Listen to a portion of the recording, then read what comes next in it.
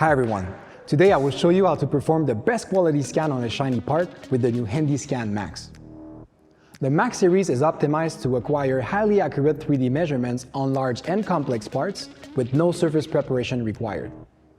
Of course, its blue laser lines are perfect for difficult surfaces, but creaform went a step further and developed a new software feature called Smart Surface Algorithm. Let's see how it works. This new feature makes the scanner automatically adjust the camera shutter, and its sophisticated algorithms and image processing operations provide incredible results on difficult and shiny finishes like this Ski-Doo frame.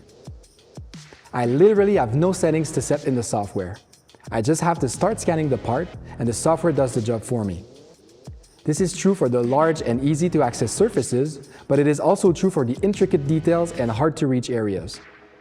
The large field of view of the scanner allows for the part to have few positioning targets, and most importantly, it makes for a very fast acquisition. All in all, the HandySCAN MAX provides the best data quality on any part.